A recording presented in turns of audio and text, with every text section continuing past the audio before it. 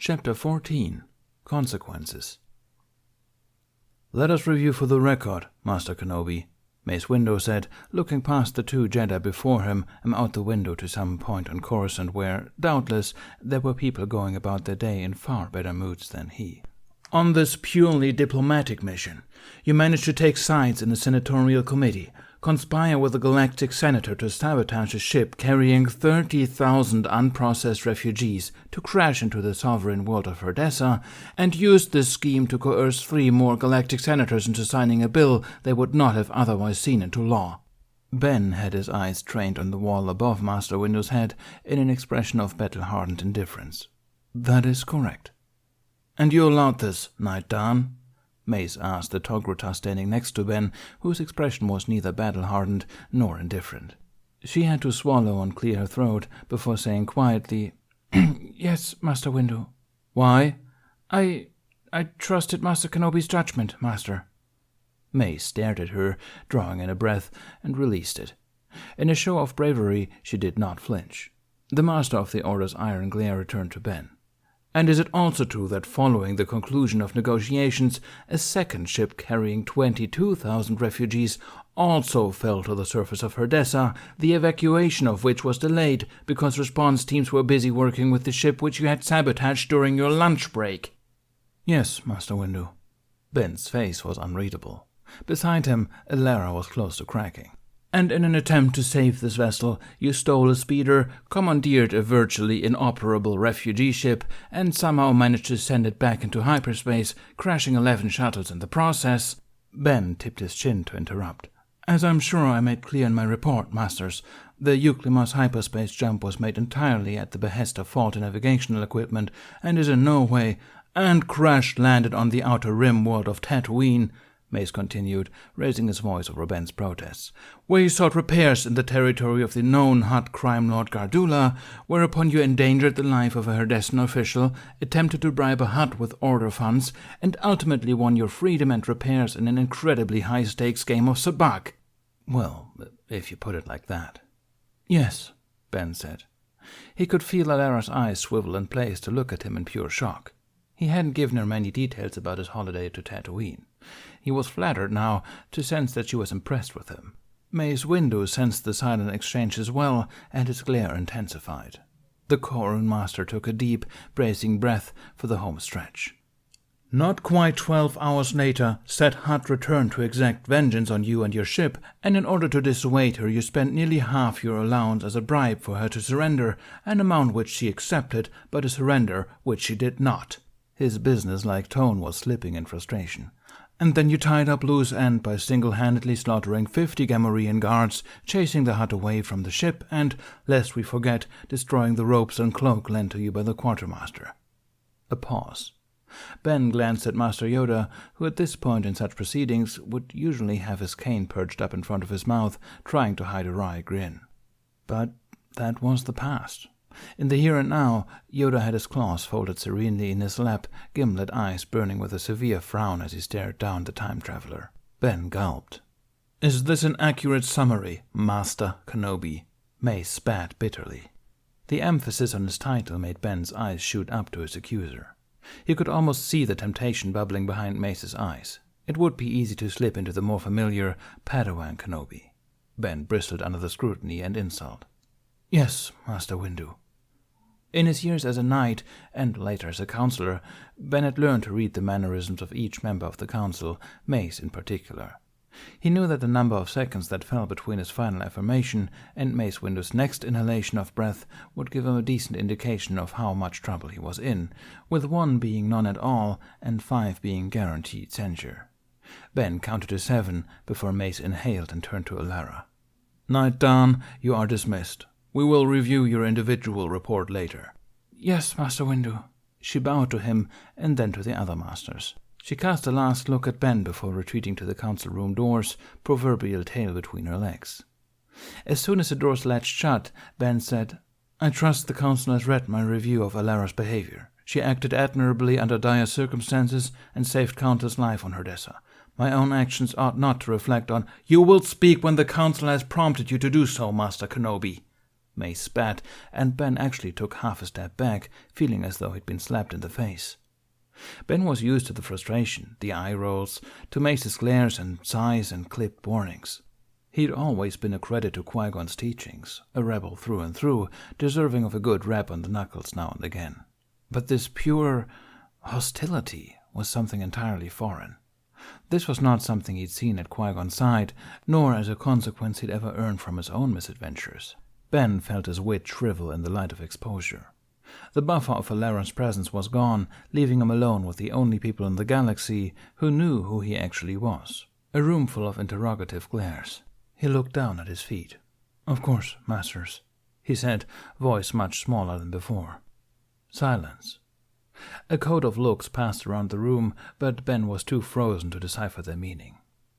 "Disturbing reports from Herdessa we have received," Master Yoda spoke up at last. "Private Terran Orr, your accomplice on Tatooine, spoken with him we have." Ben said nothing. Yoda's eyes bore into him. "Gamble with sentient lives? A Jedi does not, Obi-Wan." His name had never stung quite like that. Ben ducked his head centimeters more. "No, master." "Anything to say for yourself, you have." Ben closed his eyes, knowing that in the end he had no excuse. Still, he made himself say, "The Force guided me, masters." Silent outrage, as expected. "I can claim no other." The Grand Masters made no immediate reply. Ki-Adi, Saisi, Mace, and others all seemed fit to offer their scathing wisdom, but Yoda still had the floor. He continued to peer at his great-grand Padawan with stern admonishment and, though Ben could not have seen it while looking at the marble floor, curiosity as well. "Led you to such a gamble? The Force did. A bold claim, it is." Ben blinked rapidly, wishing he had a better answer. "Yes, master." "In his report, Private Orr referred to it as a bluff," Adigalia prompted. Ben looked up at her. "Did he? Does that surprise you?" It gave him pause, at least. He did not answer and looked back down. Adi pursed her lips and watched him with growing concern. "All for a girl and an infant?" Saisi Tin leaned forward, baffled by Ben's line of reasoning. Ben closed his eyes in shame as he said, "Yes, master." "You did not include their names in your report," Ki-Adi reminded the room. Ben bit his lip. "No." Yoda leaned forward, and the counselors held their thoughts in deference to the Grandmaster. Eventually, the small green one said, "The slave girl and child. Know them? You do." Ben breathed in and breathed out. How had he arrived here? It had just been a mission, a simple diplomatic mission to ease him back into things. That's what they'd meant, anyway. How had things gone so awry? "Yes, master." "From your past, they are." "Yes, master." Yoda rubbed his chin. "Important, are they?" Ben almost laughed for the sheer absurdity of the question. "Very." Yoda nodded, as if this did not surprise him. Mace glanced from Yoda to Ben, eyes still stern and unyielding. The mood of the room stirred into frustration, curiosity, and skepticism. Eventually Yoda continued. "Where are they now?" "Safe." Ben looked up, mustering courage for the sake of Anakin's future. "In all due respect, masters, in full recognition of my fault before the Council, it is better that no one, not even me, know of their exact status. The fact that they are off of Tatooine is the only matter of importance right now." "So all-knowing you are, Master Kenobi," Yoda accused. Ben thinned his lips. "No, master, but I trust in the Force." It was difficult to interpret the tenor of his hum. "Clear was your path." "No, master." "And yet continue forth you did, blindly, rashly." "As we all must, master. The Force will guide us despite our limitations." They were Qui-Gon's words, and the counselors that recognized them made minute, exasperated noises. Mace remained unnervingly still in his seat, watching Ben's every move with a vapid fire behind his eyes. Ben wished very desperately for the session to end. "Speak like your master, you do," Yoda said. "Indeed," said Mace in a far more bitter tone. The Master of the Order sat up straight to speak, and the other members shuffled in their seats, puffing the air with imminent formality. Ben braced himself for the verdict. The neck of silent deliberation told Ben that his punishment had been weighed and measured long before he'd even stepped foot into the room. He clasped his hands obediently in front of him and waited for the killing blow. Ben Kenobi, this council finds you in contempt of your mission mandate and standards of this order. You have flaunted political protocol, engaged in behavior completely unbefitting of your title, and recklessly endangered thousands of sentient lives to serve your own ends. His own ends? Ben felt a flare of anger. If Mace knew, if he could even fathom what Ben knew, he wouldn't dare. If any of them sensed his aggression, they said nothing, though Ben thought he could see Yoda sending him a disapproving look. For these reasons among many, the council has decided to place you under formal censure, which was no real surprise. Until the council repeals this order, you will not be assigned to any missions or duties. You will not be allowed any funds not required by basic necessities.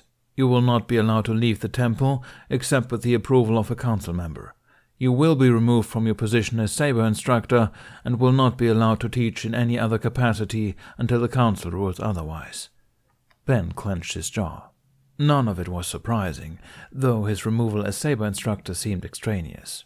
It was meant to be a painful pill to swallow. Ben mustered dignity. "And when might the council do that, Master Windu?" he asked as politely and evenly as he could. May's stare was merciless. 9 months. Ben's eyebrows shot up, and it took a massive feat of willpower to keep from looking as stricken as he felt. A formal censure usually lasted 6 months. A year-long censure was reserved for the truly egregious errors. Not even Qui-Gon had ever earned one of those. 9 months with a mark of shame across his chest, a warning that he was towing a thin and dangerous line. And for what? His first mission? How'd this happen? He took a steadying breath. "I see." "Good." May stood with a brutal lack of ceremony. "The council is dismissed." Ben turned to leave, but May stopped and glared him back into his spot. "You are not." Master Yoda hadn't budged, Ben realized. He watched in deepening dread as the other counselors filtered out of the room one by one until it was only he and the Grandmaster in the high council chambers. He waited for the smaller Jedi to speak. Eventually, Yoda sighed and clambered out of his chair. With a wave of his claw, the window shades dimmed the room to a soft ambience. It reminded Ben of Yoda's chambers, where he'd often counseled him as a boy. Yoda lowered himself to the hard floor. "Sit down, Obi-Wan." There was that name again. It was his, but hearing it made him hurt, because in truth of fact, "I'm not Obi-Wan, Master." "You are," Yoda insisted snippishly. "An old and obtuse version of Qui-Gon's pupil you are. Now sit down, Padawan." Ben did as he was told, crossing his legs under himself to face Master Yoda in the middle of the council chamber. The ancient Jedi squinted at him, mouth set in a disappointed line, restraint keeping him silent for several long moments. "Disturbed you are," he decided eventually. Ben let out a breath he hadn't realized he'd been holding. "Yes, Master." "Why?" He looked away. "My decision haunts me.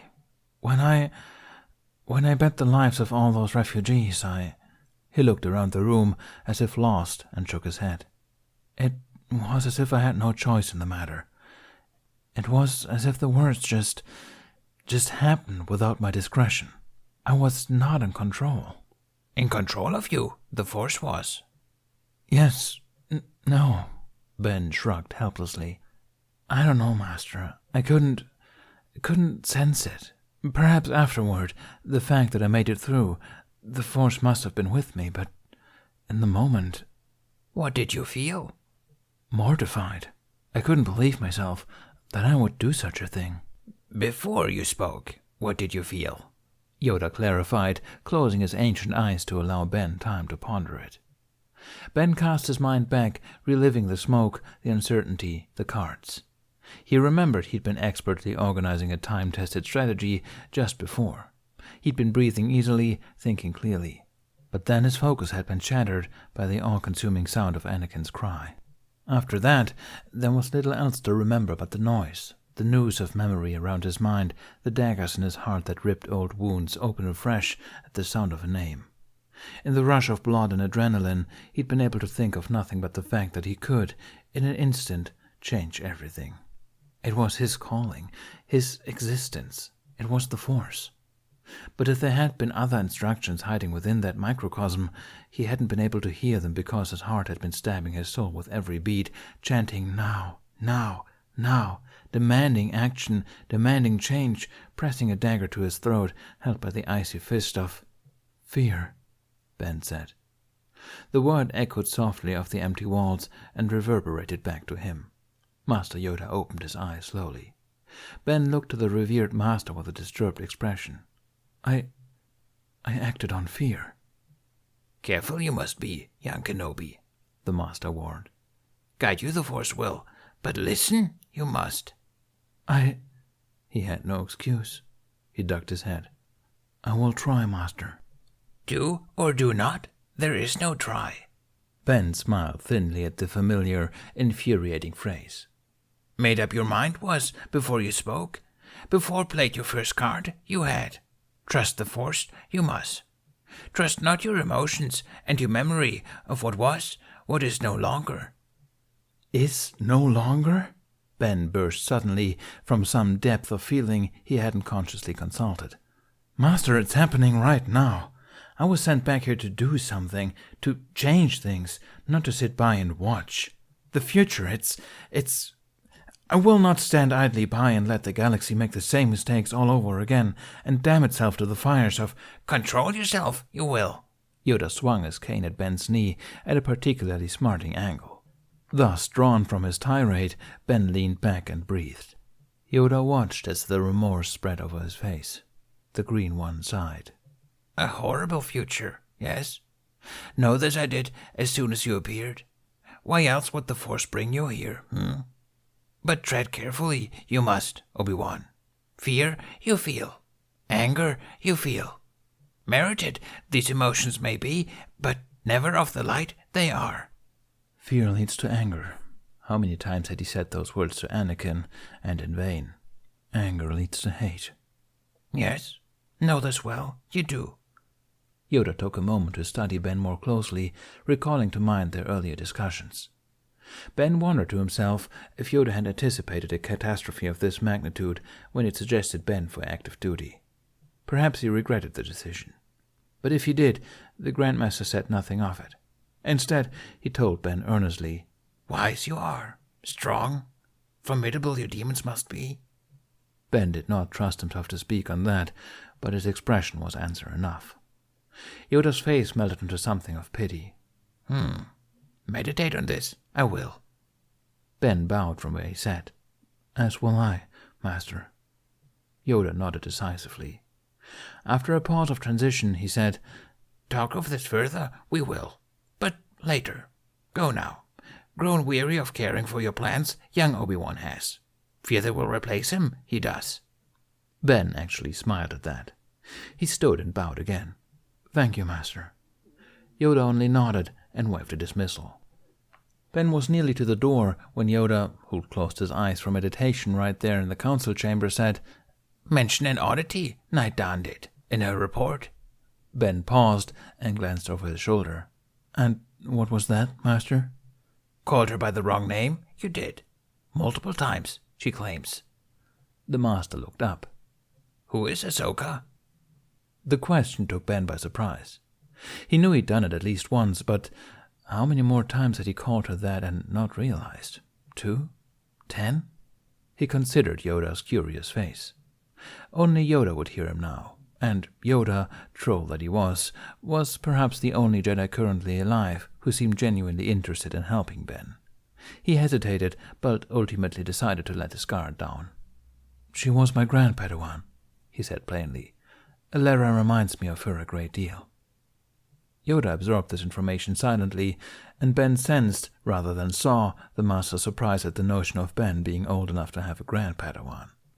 The taller man waited, expecting some profound comment about forgetting the past and accepting the here and now, but Yoda only grunted and said, A handful, she must have been. Ben smiled in a moment of pure fondness. Oh, you have no idea.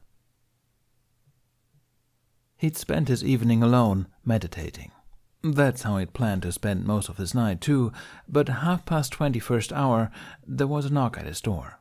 He frowned, wondering who would want to call on him so late at night. He wasn't in the mood. "It's not locked," he said anyway, not opening his eyes. The door slid open, and Ben was surprised to feel the tall, calm presence of Qui-Gon Jinn enter the apartment. The door hissed shut behind him. "I can't believe you're still in one piece," the taller man commented, setting something down on the table. Ben opened his eyes to see his wuxia plant, just slightly bigger than last he'd seen it, return to its place. Qui-Gon was smiling that tiny, microscopic smirk that he thought no one could see under his mustache. "And why in the galaxy would you say that?" Ben put on an air of indifference as he unfolded his legs from the lotus pose. "Well," Qui-Gon offered, going around to the kitchenette and putting the kettle on without asking, "I happened by Mace Windu after evening meal." "Oh, Force," Ben hissed under his breath. Qui-Gon's smirk grew infinitesimally wider as he continued, "He told me about today's session." Ben heaved a sigh. "What about it?" Qui-Gon took his time, crumbling tea leaves into a pot with care. "If he wasn't already convinced that you were once my apprentice, he certainly is now." He eyed Ben's reaction, which amounted to a chagrined purse of his lips. After he'd finished with the teapot, the master leaned back and tilted his head. "If memory serves, his exact words were, 'Qui-Gon, he's worse than you. How in the nine hells can he be worse than you?' Or something to that effect." Ben huffed out a smile in spite of himself, and Qui-Gon chuckled. Ben had forgotten how much the baritone sound comforted him. "My deepest condolences," he said, standing at the sound of the whistling kettle. "Your apprentice has turned into an insubordinate prick." "I was going to offer my congratulations," Qui-Gon turned around to say, as Ben brought the hot water to the table for tea. "If you've done it properly, you might even make it into one of Master Tembo's lectures." Ben chuckled as he poured the water. "Ah, yes, how not to oversee senatorial negotiations," he coined. Qui-Gon nodded with a grin. "Precisely." Ben prepared their tea in the traditional way, just as Qui-Gon had taught him years ago.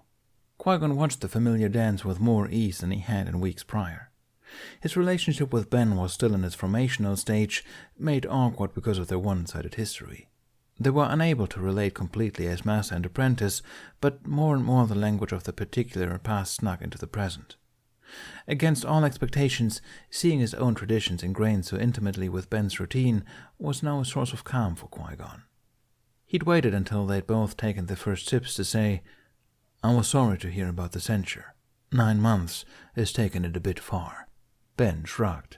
"Oh, no," he demurred, running a finger along the edge of his tea bowl.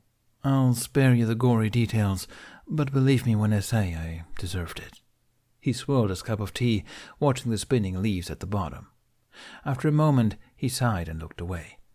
Qui-Gon glanced about the apartment, taking in the dim lighting, lit incense, candles, and well-indented meditation cushion.